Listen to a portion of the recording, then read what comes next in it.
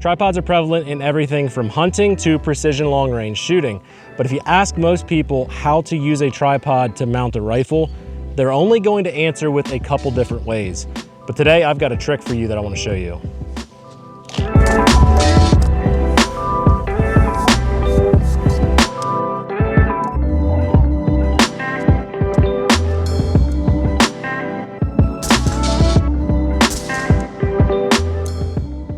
This is probably what you're envisioning. A simple tripod with either a bag, maybe an Arca rail, or a clamp of some sort with a rifle mounted on top and someone shooting, standing behind the rifle, kneeling, or sitting.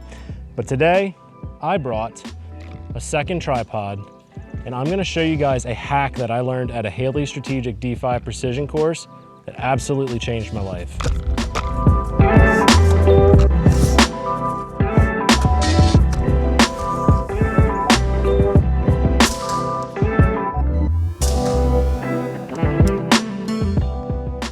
Before I dive into this little tip and trick that I learned, the thing that changed my life, I just want to give a big shout out and thank you to Vortex because they did send out this switchback carbon tripod. They also supported me many years ago with this radiant carbon tripod as well. And they've supported the TA Targets channel for all these years. They've become good friends of ours. They love what we do and they again support the channel and it's super appreciative. They didn't ask for an advertisement for the tripods at all. In fact, they don't even know I'm doing this. But if you're looking for a quality tripod, I've had a lot of good luck with the Vortex tripods. The switchback carbon is very lightweight. It is super compact. It is very fast to deploy. The Radiant is a little bit heavier, but it has a lot more adjustment and it's got a little bit different head design, but they've got a lot of different options on their website as well. So if you're looking for a tripod, you could check out Vortex. I'm sure you'll find what you need. Let's talk about the shooting aspect of tripods. And what I'm gonna do off the beginning here is just explain kind of how I shoot off of a tripod. And I also want to give you guys a little bit of a caveat that I am not an expert at tripod shooting. I'm never going to claim to be an expert at tripod shooting because I'm newer to the realm of distance precision shooting and things like that. I have done a lot of hunting off of tripods and I've shot a lot of creatures off of tripods, but that doesn't necessarily mean that I'm good at shooting off of tripods, which I found out at the D5 Precision class. But typically when I'm mounting onto a tripod, I will often use a bag like my little Coltac bag here, and I will have the gun just simply resting on top. I do have multiple rifles that have Arca rails or Picatinny rails, and sometimes I'll bolt the gun into the tripod. That becomes cumbersome to me when I'm trying to move around a lot or switch positions. So that's why, as of late, I've been leaning towards mounting on a bag like this. And this is probably the simplest way to get into mounting on a tripod, and there are downsides to all of the different ways. But I'd say the downside of this particular setup would be the stability. It's not as stable. An upside of this particular way to mount onto the tripod would be the fact that it's super flexible. So what I'm gonna do to showcase the difference here between using two tripods and one tripod is I've got one of our C-zone cardboard targets down at 100 yards. I have different zeroing targets downrange. I'm gonna use the 1-inch circles for this particular drill, but I'm gonna fire from this position 5 rounds and I'm gonna talk about what I'm seeing. Then we're gonna bring the second tripod in and I'm gonna show you guys how you can just exponentially increase your stability by using two tripods.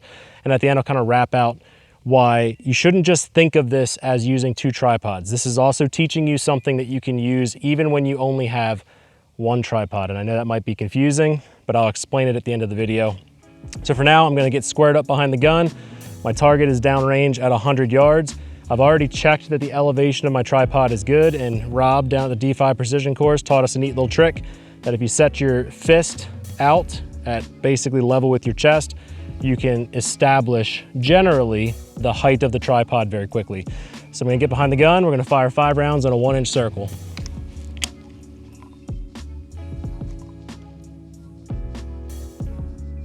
Just getting the parallax set up here.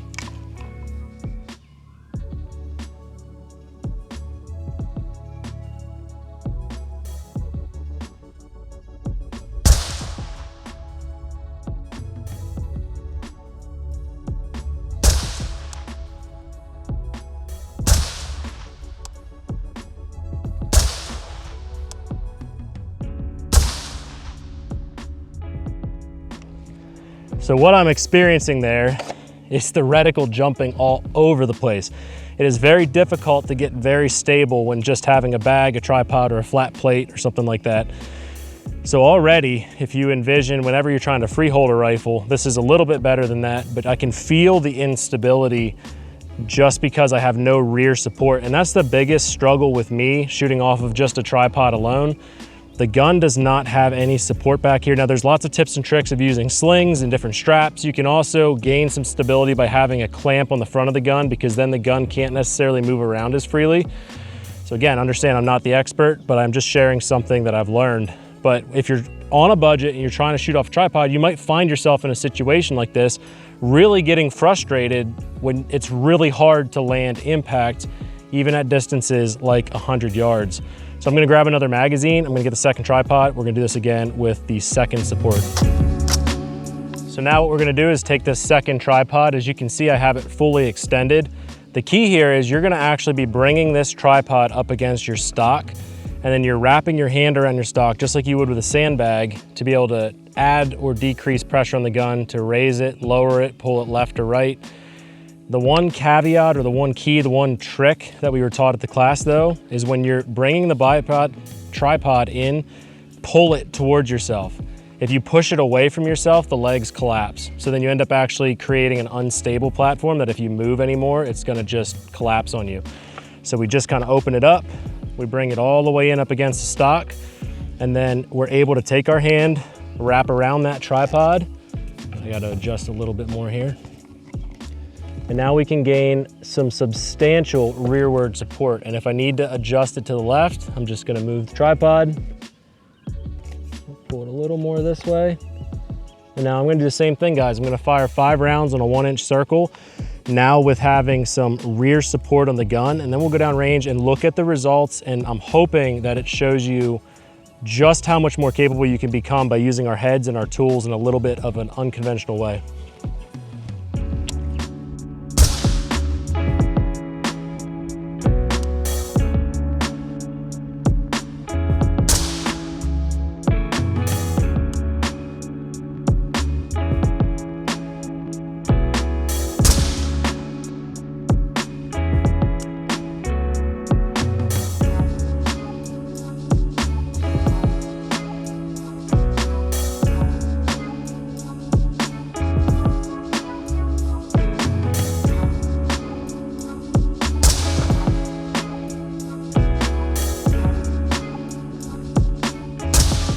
The question is, why is this applicable to you? And the way that I would answer that is, it never hurts to understand how to use a tool in a different way that maybe you've never thought of before. And I know when I first was exposed to using the second tripod behind the primary tripod, I was shooting my 300 PRC and I was trying to hit a target at around 800 yards, and I could not hit it because of the instability on the single tripod. And the moment that another gentleman named Donnie came up to me and showed me, hey, you could do this trick, I landed that next shot at 800 yards, whatever it was, 700-800 yards. And it just was like, man, a light bulb went off in my head. Of course you can do that kind of a thing. So what I'm gonna encourage you guys with is, this is not always about having a second tripod. And I know some of you might already be saying, well, look, I'm not gonna like descend into the woods with 2 tripods. Why the heck would I need to understand this? The reality is, we almost never in the real world get into the perfect shooting positions. But you might find yourself, for example, on top of a 140-foot tall roof with a handrail, and you hiked up all of those stairs with a tripod, and guess what? You can use the handrail as a primary rest, and you can use that tripod as your secondary rear rest. So again, understanding the concept and how you could apply it into realistic shooting. That's why I think this conversation is important. So what I'm gonna do here is just talk a little bit about the groups. What did I see? These are 1-inch circles on our C-Zone cardboard target. I've got a lot of other rounds over here because I was playing around with different zeros and checking out my rifles today. But this group over here is what I did without any rear support. So you can see that's about a 2-inch group at 100 yards. It's not horrible. This one may have been a flyer, I'm not sure, but either way, you compare this group down here before I adjusted elevation and this group here, we're talking about 3/8 inch groups on a good bipod rest. We go up to a tripod without a rear mount, and then that's what I'm looking at. So you can see that group really opened up. Again, not horrible, but it opened up pretty substantially. Now, when we go over to the second target that I hung up, this is the same distance, same rifle, but this is using a rear support. So we put those things side by side, and now you can really see how much bigger this group over here is without the rear support. Does that mean that you can't get that kind of a group without a rear support? I would say there's probably somebody out there that could throw their rifle onto that tripod and dial groups better than this off of it. They're more skilled. I'm not an expert. I've said that already at the beginning of this video. I'm not claiming to be an expert. I'm very new on this journey. I'm just trying to share information that someone shared with me that helped me out tremendously and helped boost my confidence. Because if we're confident as we're learning and we are applying those skills and seeing good results, and we're not just smashing our faces against the wall getting frustrated, we end up growing more. So I hope this video was encouraging to you as well. You can see from my own shooting there is a substantial difference between the two. And again, you can utilize this in 100 different ways in realistic shooting positions. So I'm curious, was this video helpful for you guys? If it was helpful for you, please leave a comment down below. Also guys, check out the new C-Zone cardboard targets. I'm gonna talk for about 30 seconds about this thing because I think it's something you should invest in. This target I designed to help myself. And I knew that by helping myself, I would end up helping you. So what I did here is create a target that has different size target zones that work for pistols and rifles. For example, this is a B8 style, an 8-inch diameter circle with a 6-inch circle on the inside. Maybe you're a law enforcement officer and you qualify on 8-inch circles for your department. This is a great way to train for that. This is great for build drills and other speed drills, doubles, things like that. A larger zone where you can increase that speed. We've got a 4-inch triangle up here, which I really like using with pistols because it is a challenging target. If you're a right-handed shooter and you pull low left, you're gonna land rounds over here in the brown. If you're left-handed, you could pull low right with flinch reflex or poor fundamentals, and you'll be able to see that and understand what's happening. Down here, we've got a bunch of 1-inch dot drills. I love doing that with pistols. I also love to hate doing that with pistols because it's very difficult. It's a great tool though for learning how to shoot a red dot. And then we also have different diamonds around here. Like you can use what I did here, which is use the diamonds for zeroing your rifle. Over here, if you want to confirm your turrets, you can do some elevation drills. This is MOA, this is milliradians, this is left-right. So there's just a whole host of different targets on this side. If you flip it over, we've got A zones on the back, more of a traditional USPSA size and style C zone.